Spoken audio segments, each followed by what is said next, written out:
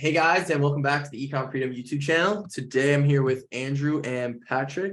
We're going to be doing a couple of these student interview success stories now. Most recently, Patrick's been just on a hot streak. He did everything and he did everything right so far. He's only the beginning for Patrick. We're just going to figure out, kind of a little bit of it about his story and like what got him to where he is today. So without further ado, Andrew, do you want to do a little quick intro on yourself and yourself as well, Pat?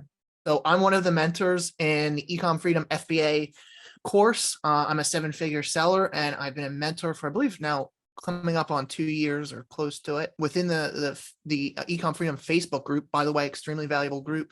Patrick kind of shared his success with the other students, and we were frankly blown away with his progress so far. And he wanted to come on here and take some time to tell us about what he's done, and we're excited to hear about it. So tell us a little bit about yourself, Patrick. Sure. Thanks for having me on, guys. Really excited to be talking to you guys today and sharing my story. And hopefully I can just, motivate some other people to join this course and expand or start their journey in e-commerce. So yeah, a little bit about myself. I grew up in Washington, D.C., like the metro area, and I graduated from the University of Maryland with a degree in accounting. So after I graduated, I got my CPA and I worked in public accounting for about 8 years or so. So, I've always been a very business oriented person. I've always had a strong interest in business. Ever since I can remember, it's always been just one of my dreams to own a business. I remember when I was a kid, I always wanted to own a restaurant, even though I don't really have any restaurant experience, but it was just kind of a pipe dream of mine, but it was never a realistic dream for me because, there's just so much that goes into just owning a traditional business, like rent and salaries and just, a whole list of huge expenses that just really were just barriers to me to ever start an actual business. So it wasn't really until I stumbled across Dan's 5-hour long video that he has on his channel. I remember that day, it was I just got off a 12-hour long day at my job, and I'm just always looking for side hustle type things, and stumbled across that video and I was just blown away. I was hooked. I was definitely just impressed that he would be willing to share all that information and for free at that. And it just kind of made me realize this must be really legit. So yeah, I convinced my wife to let me buy the course, and the rest is history. Awesome to hear, Pat. We've seen that you've obviously been very successful with e-commerce thus far, even though you're 3 weeks in. So let's just do the little app refresh and show us where you're at, your sales there over the last 7 days or a week or a month. I literally refresh this app probably 200 times a day. Yeah. So there's a groove that's been worn into my screen, my iPhone screen from just refreshing. So yeah, here's it as of today. Jeez. Oh, nice. Look at that 7K day.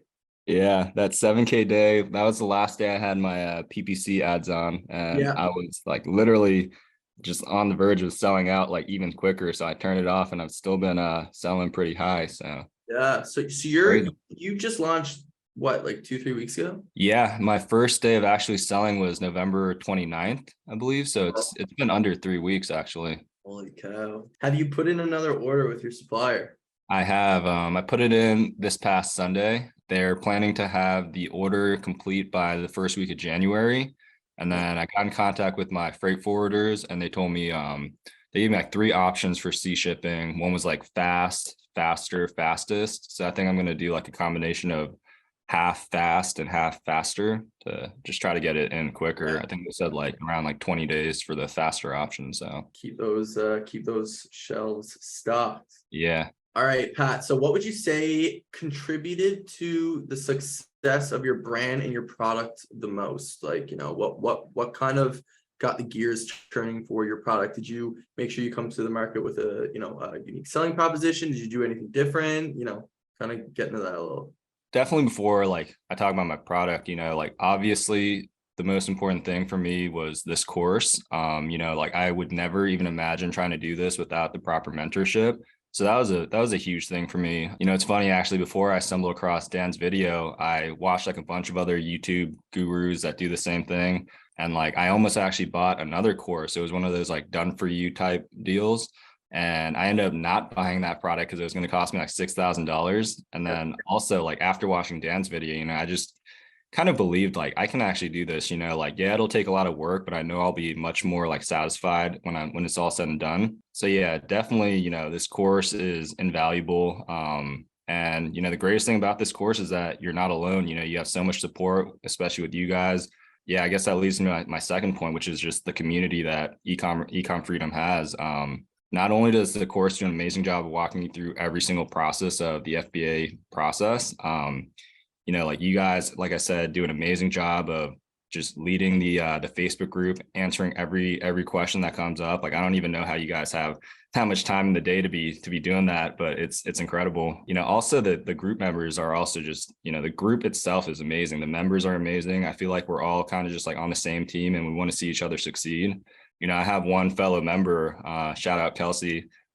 She actually like reached out to me one time when I asked a question, and she reached out to me directly and like gave me these like really detailed videos for like walking me through the steps. And like, that's just the kind of like support that you get in this group. So definitely very invaluable stuff. But I guess just more in terms of my product, I can't know for sure exactly why I've been so successful, but I can say for sure that I definitely was very focused on my brand perception.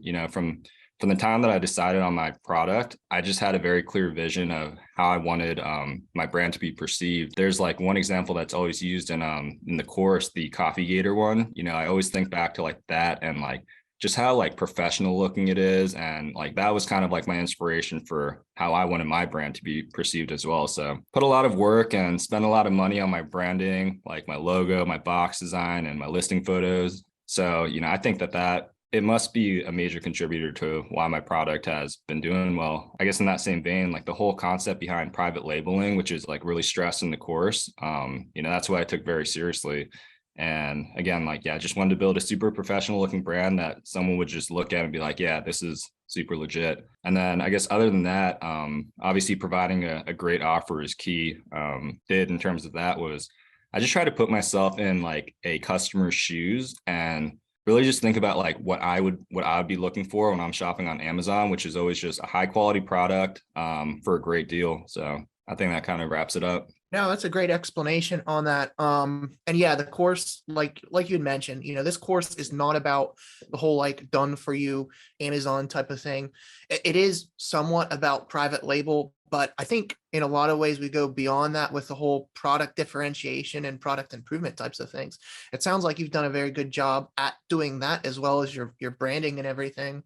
I want to ask you, approximately how long did it take you to find your product? I know it takes some people just a couple weeks and other people it takes months and months and months. That was my case. From your experience, how long did it take you to find this product? So yeah, like after I bought the course, it probably took me about 2 months to actually find my product. A lot of it started at first was like, I was kind of just trying to be too broad. I think that was one of my issues. Like, I remember at first I was looking into like kitchen appliances. Like, I just felt like that was like a niche that like I always see on like Instagram and stuff, just like cool new kitchen gadgets that like maybe I could like try to sell. But I think, where I kind of kept landing was that like, I just don't know how I could differentiate from like the maybe tens or hundreds of other like literally same products on Amazon. So I like scrapped those. And then I started just more like exploring my actual passions, things that I'm like really interested in. So I started looking like pet products. That was another big one that I was like looking at for a while. And, for that one, I started looking into this specific product. I guess I won't say specifically, but it ended up just being a little too expensive. So kind of veered away from that. And then where I ultimately landed on was actually like my favorite passion in life, and I think that that's kind of what has also really led to my success is that like once I found that like that product in that niche that I love, it really just drove the rest of the process for me. It made me very passionate about, and it made me have a very clear vision again of like how I wanted to do this all, everything down to like my box, my logo, like even my brand name and stuff. Like, I just thought that like, that was like the main driving force behind, being successful in that, I think. So I guess another question for you, Patrick, was When you're doing your product research, and this is obviously like something that we like to talk about because so many people have, they find that this is the bottleneck to their business, like, landing on that right product, the right vision, the right brand. Would you say that you used any product research techniques that were in the course? And, how did you deviate from those techniques if you didn't use Yeah. those? Yeah, I definitely did. So definitely in the early stages, like I was talking about for like the kitchen appliances and stuff, like I was using, and even the pet products as well. I was using the magic search method very intensively. I did find some great products that definitely probably had a lot of potential, but again, like it just wasn't something that I could truly see myself selling and getting super passionate about. But then when I found my niche, I guess like I kind of started deviating a little bit away from the magic search method, and I just kind of like kept narrowing down to a smaller and smaller niche. From there, I just found my niche, and I kind of just started looking at all the products within that niche, which is like, again, very narrow. So like, there's not like a ton of products since I've already gone down so specific. And then from there, just like running it through Jungle Scout, seeing like if it meets the BSR metrics and all that. So based on the success that you've had, do you have any kind of a specific branding strategy as far as maybe your target customer or how you're appealing to people, or are you going, is your attempt to go real premium or trying to resonate with a certain audience? Without going into specifics, do you have any guidance, or clearly it seems like branding was a large part of your success. What was your branding strategy for your product? I mean, to toot my own horn a little bit, I think my brand name is just pretty sick. And then from there, like I did have a very specific look that I was going for. I guess I'm willing to share that it is in the sporting goods niche. So definitely targeting like, young adults, young males. So just like a very like sporty kind of look, something that looks super clean and not too crazy. So yeah, I guess like that's kind of like, and again, it all just started from finding that product that I was really passionate about. And just right when I found that product, it just kind of like made me just have visions of like exactly how I wanted this all to play out and look. So, I mean, I think in the course, Dan talks about like, you don't need to find a product in a niche that you're necessarily like, passionate about. But for me, I think that was just a really big thing for me that I would, if you can, definitely recommend you try to do when you're doing product research. Yeah. I think that's super, super important. I mean, Andrew, you're in a niche that you're passionate about. My niche started off where the products that I launched in it were not insanely passionate. I wasn't insanely passionate about, but like I've now kind of deviated towards products in that niche without giving it away, that I am more kind of passionate about. And it makes things so much easier, like you just become the target customer and you're like, okay, this is what I want. This is what I want to do.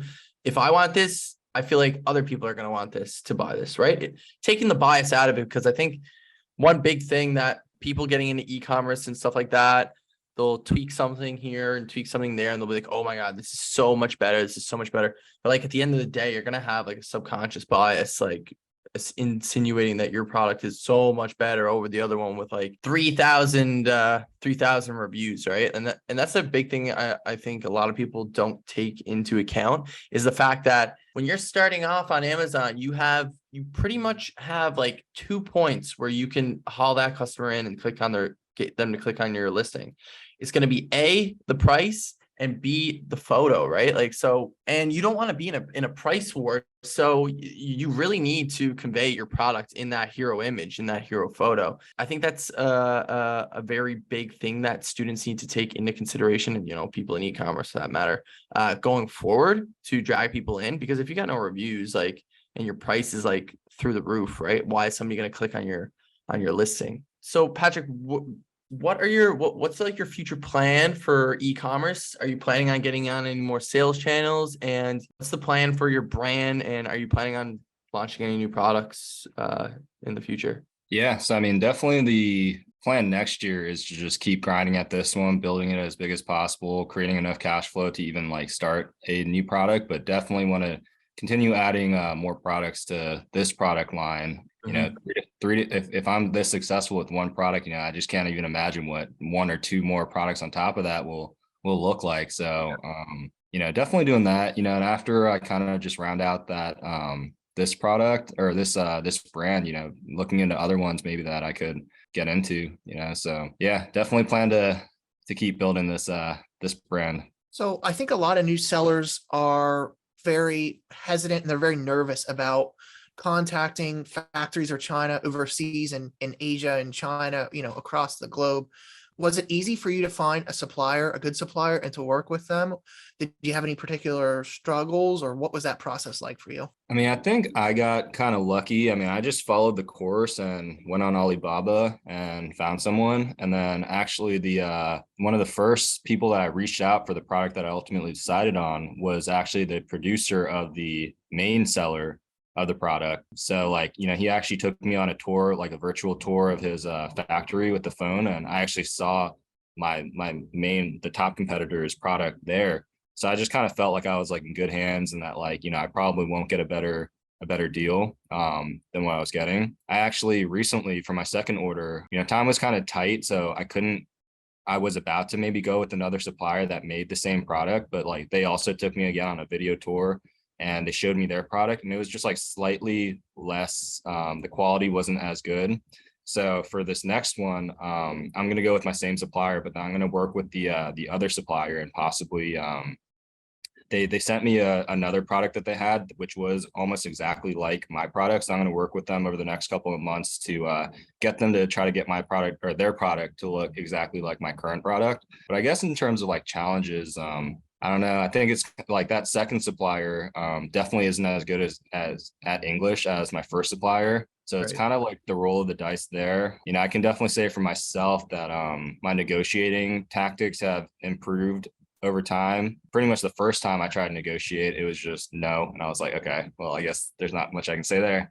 But definitely having the second supplier, I feel a little bit more power and wiggle room that I can maybe have with my first supplier. Yeah, I mean, in terms of just negotiating, it's definitely an art in a lot of ways. I think Dan says it a lot in his videos. It's you don't want to make the supplier, pissed off or you want both parties to be happy at the end of the day, definitely keeping that in mind. And that would be my 2 cents on that. So I guess the $1 million question, pun intended here, is, we've seen your revenue, Pat, obviously. Now, what would you say your actual profit is on that revenue? Because, people are always showing the revenue all the time, blah, blah, blah. But at the end of the day, and I know for a new product and stuff like that, a lot of the time you're heavy on advertising, and initially in your first inventory churn, 9 chances out of 10, you're not going to be profitable. But it looks like in this case, you didn't have time to spend a lot of money on advertising before your product took off. So what's the deal with that?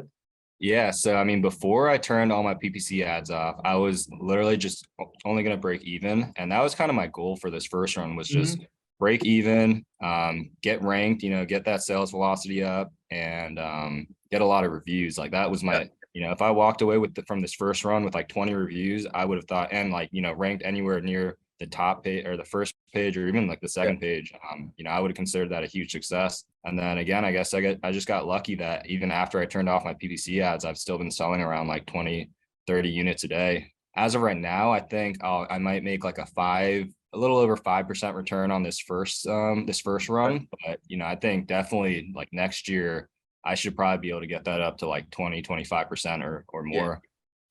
Yeah. In my opinion, it sounds like you're selling a pretty high ticket product. What's the price range of the products in your niche? I mean, I would say it varies, but for my particular product, some of the sellers are selling there for around $75, as high as the top seller who sells theirs for around, I mean, their price even varies too, but I've seen their product as high as $170, and as low as $134. Okay. So I came in with the mentality of I'm going to provide a bundle deal and at a great price, but still kind of be much at least $15 to $20 higher than the lowest one, because I am providing that bundle and, my brand presence again looks very legit. And, I would hope that I would convey through my price. So I came in at around $91 to begin. And since then, like I've raised it like $25 and it's still like selling unbelievably. So it's just, Wow. I have no words. It's just crazy. Yes. So in my opinion, it feels as though high ticket items and high priced items are like cheating. For one thing, and this is kind of hyperbole, but you don't have to be good at PPC in all honesty. So when it comes to PPC, higher ticket items, it's gonna cost about the same amount of money in PPC cost to sell a product that costs $20 as it does a product that costs $100. If your profit margins are roughly similar, 20% and 20%, you're gonna have a lot more room on your higher ticket items to really sell that product with PPC and become actually profitable. As Patrick, you've kind of learned. The other thing that I find is so you're selling $100 product. You don't have to make that many sales per day in order for it to be a really good day. If you're selling a $15 product, oh my gosh, you have to convince so many people per day to buy your product. A much more expensive product, you only have to sell like a couple of them and it's still a great day. So the extra high cost also gives you room to differentiate and improve your product.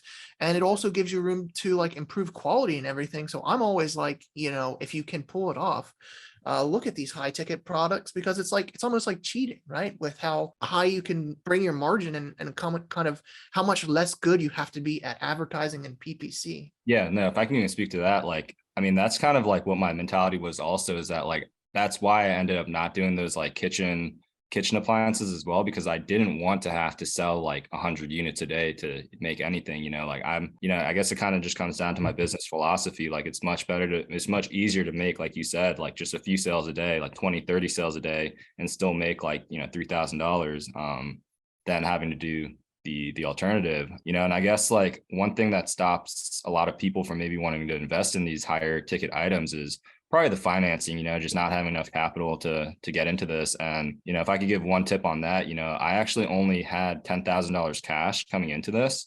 And the rest I got 3 0% interest credit cards that, I don't have to pay off for like at least like 15 to 18 months.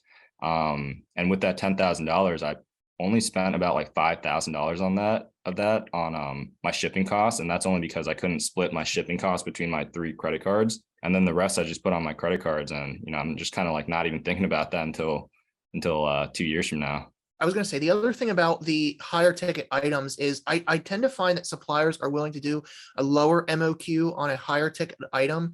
Ultimately, up to the suppliers is they want a certain revenue number. They want to be making at least $3,000 or $5,000 in revenue. So they don't want to be making like just a few cheap things. I found that you can sometimes do as low as 100 pieces of your initial order on a much higher ticket item. And so it sounds like, I don't know what your initial order quantity is. Maybe you were able to make use of that, maybe not, but that's a good tip though. Yeah, no, I definitely was. I think their minimum was 100. I did 400. So for anyone just getting into e-commerce, what would you say is some good advice for them? Kind of give us like a top 3 pieces of advice that someone getting involved in this industry should know. And like, you've been through it now. For the most part, you've done the hard part. You've, gauged the learning curve. Now everything from here on out, for the most part, is going to be rinse and repeat, because that's like usually what it is, right? Yeah. What's like 3 points of advice that you would give someone that's, just coming across this video and realizing e-commerce for the first time? Yeah, I mean, I would say definitely, like, if you're confident in yourself and you have that kind of like never quit mentality, don't be scared to take the leap. I know for me, it was definitely tough, but again, that 5-hour long video, man, like, I think that's a great marketing tool for this course. It just really instilled some really like, just kind of like filled those gaps of doubt that I had. This whole process. Dan talks about it a lot in his course as well, like in the first few modules. Like, I think he like talks about like this like small part of your brain or something that's like constantly making you like doubt yourself and telling you can't do something.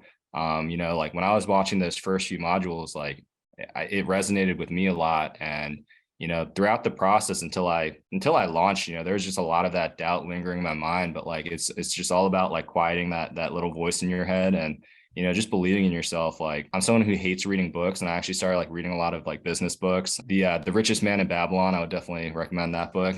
It's a really good read. So yeah, that would be point one. If you're confident, you really believe in yourself, and you have to have that never quit mentality. If you have all those things, definitely, don't be scared to take the leap. You're in good hands if you do buy this course. And so that would be point one. I guess once you do buy the course, don't be scared to ask for help. I think that's definitely the next big one. I don't want to keep saying the same thing over and over again, but this Facebook group is just amazing. Any question you have along the way, you guys are always there to answer it with detailed responses. That would be my second one, is just, don't be scared to ask for help. There's a lot of resources out there. And then the third one would just be, have a plan and execute it. You're inevitably going to be faced with a lot of challenges. But like Dan said, you only fail when you quit. Although I do have a business background, and I am pretty business savvy, I would say. I think one advantage that I have over some people would just be I'm pretty good with accounting. I do all my own books. I plan to do all my taxes and stuff. But even so, all of this stuff was completely new to me, reaching out to suppliers, negotiating, that kind of stuff. Everything about this was completely new to me. And that just goes to show how great this course was. Someone who's just a complete newbie at the Amazon process can really just easily learn it, apply themselves, work hard, and, success can be achieved. That would be my third one. Have a plan and execute it. Always have a plan A, plan B, plan C. All right, guys. So that's Pat. Pat, thank you so much for coming on to the channel here at the Ecom Freedom side of things. Obviously, Pat is a student of the course, kind of interacts with me and Andrew every day because we're the mentors here on the Amazon side of things. And then you got, Josh McKay on the Shopify side of things, and Dan kind of just washes all over us and deals with the high level decisions of the company. But yeah, so if you guys want to check out the course, we're going to link the free trials in the description of this video. So obviously we have an Amazon course and we got the Shopify course as well. Both courses are fantastic. I'd probably do the Amazon one. I'm biased, but yeah. So with that, guys, we're gonna clue it up. Thank you guys so much for kind of sticking around and listening to Pat's story. Again, Pat, thank you so much for coming on. Andrew, thank you for coming on as well. And yeah, we'll see you guys next week.